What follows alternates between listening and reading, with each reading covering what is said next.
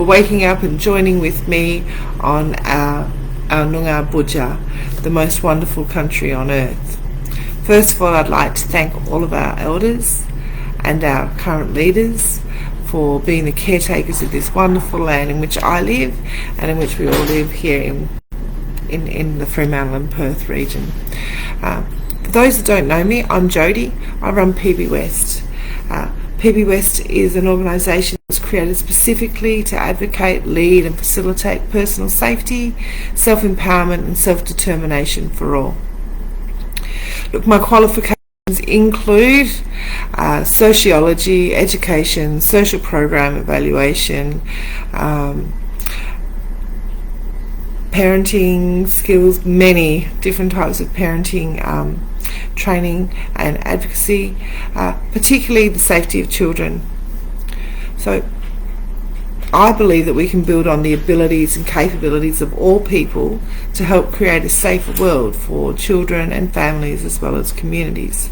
So by combining my qualifications and with my experience as a mother or a grown-up caregiver for over 9 children, I thought I could take a few minutes each day to create these moments that matter. Moments that matter should just take 2 to 3 minutes, no longer, just for someone to have while they're listening to over their morning coffee, before all of the world comes crashing in around us and we have to deal with everything else.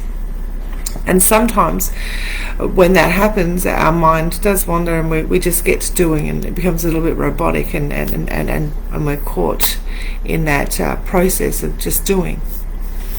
So my aim is that these mindful moments may help all parents and caregivers, whether they're doing it, in a full-time capacity, a half-time, a shared time, or even if it's just on occasion. Because all grown-ups in a children's life actually have a really significant impact on their child's self-identity and self-capacity. Helping our children to have to grow into strong, capable people safely and adventurously is our responsibility.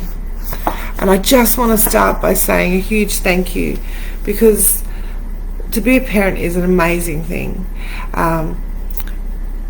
And it's huge.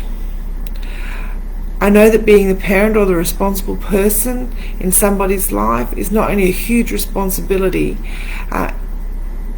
it's also hugely rewarding, but it can bring with itself self-doubt, stress, sleepless nights, also the biggest love and the most amazing rewards, all of these wonderful things. In Western Australia today, we are commencing our Term 3 school holidays. So I thought it would be important to ask ourselves, what does the school break actually mean for us? So as parents, we can struggle with how we're going to maintain our jobs and look after our children at the same time. It can bring with it a need to, be a better juggler than somebody that's at the Circus du Soleil. But I'm also going to challenge you to also think about what the school break might mean for your children. And how are our kids feeling at the moment? It has undoubtedly been a really, really hard third term, a long 10 weeks for our kids. And some of our kids may be feeling a little bit stressed. They can be stressed about grades. They can be worried about their friends. They can be concerned for their own mental health or for the mental health of others. And they may also be really worried about COVID or the effect that COVID may have on their studies, on their friendships, on their connections, and within their families. Some kids, this may mean that they've just been managing to keep it all together for the last 10 weeks, and it's been like walking on eggshells, just trying to survive. Likewise, us adults in their lives have had similar struggles and stresses,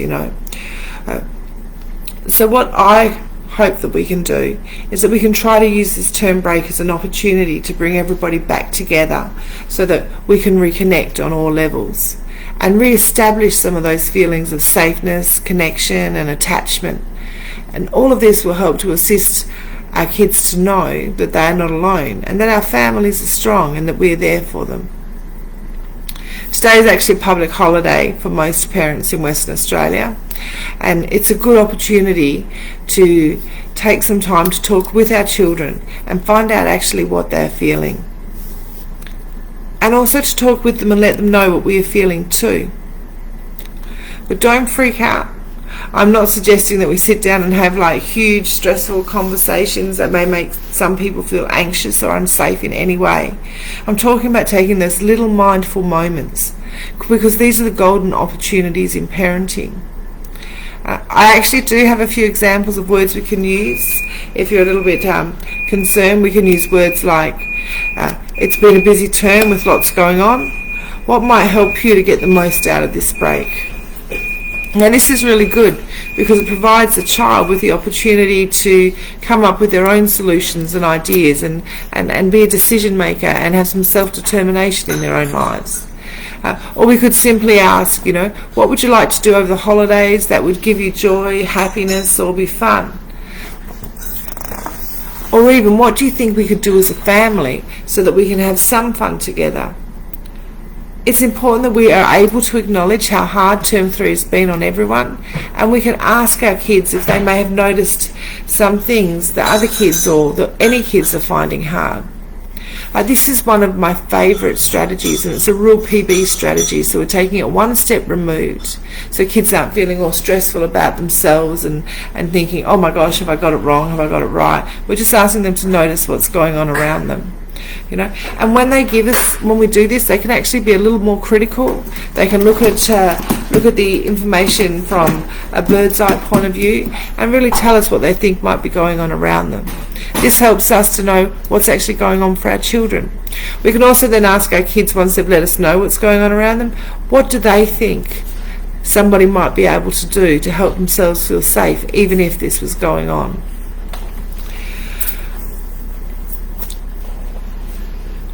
It's also important for us as parents to let them know that we too have been busy and that we have felt that it's been hard for us as well. And that during this holidays, what we would like to do is to reconnect and to do things and spend time with those people that are most important to us, which is of course our children. There are many ways to start these conversations, and there are even more ways to come up with ideas and strategies. The really important thing for us to do here is to give our children the opportunity to have equal power in the conversations and to respond without judgment or in defence mode, because sometimes we just don't get it right, and that's okay as long as we keep trying. And it's essential that our children are feeling valued and listened to, and that they know that they are the most important. Children need to know that we value them, and we value what it is they have to say, we value how they're feeling, and that validation and that support is what's going to help them get through. When we talk with a child from that one step removed strategy, we're using the technique, of what someone could do or what someone might do, even if. And this is a really helpful for young children. It helps them come up with all sorts of wonderful ideas, and some of these ideas just might be the solutions that we're looking for, or to help create those conversations that will help us to increase the positive mental health and well-being of our kids. So hopefully some of these strategies will help you and your family, especially your children, feel safer. 2 minutes is up, so tomorrow we'll talk a little bit about how we can meet our children's needs, even if they're tired, they're grumpy and acting out, especially when they might not be able to do all that they want to during the holidays. Because the reality is, of course, that as parents we juggle many competing priorities. Sometimes that means that we're sending our kids out to extended families, to holiday programs, or even bringing sitters into the house. The question is, how can we do this and still honour the need for our children to reconnect and to reattach and to feel safe again? But that's a conversation for tomorrow. So thanks for joining me early on this morning. I'll talk to you again tomorrow for our early morning chats. Enjoy your day here in Western Australia today, which ironically is the day that we celebrate the Queen's birthday. I just want to say to all your mums out there, you're all queens, and to all your dads, you're kings too. And in in my world, it's an equal monarchy, not one over the other. Being a parent is hard. Like all leaders, we need to role model the best possible way to be, so that we can grow children into the best possible people that they can be, and that they can live the best possible lives that they can live. And we do this by being courageous and brave and vulnerable every day. So showing our children our strengths, our feelings and our vulnerability is an incredible gift to our kids. It's telling them that it's okay for them to share their vulnerability too. So that's it for today in our early morning moments that matter. Remember to make a minute to meet your kids where they're at. Find out how they're feeling and talk with them on ways that they might to relax, to reflect, recharge and regenerate. So that's it from me. See you all tomorrow. Just reaching down. It's time for my morning coffee. Bye for now.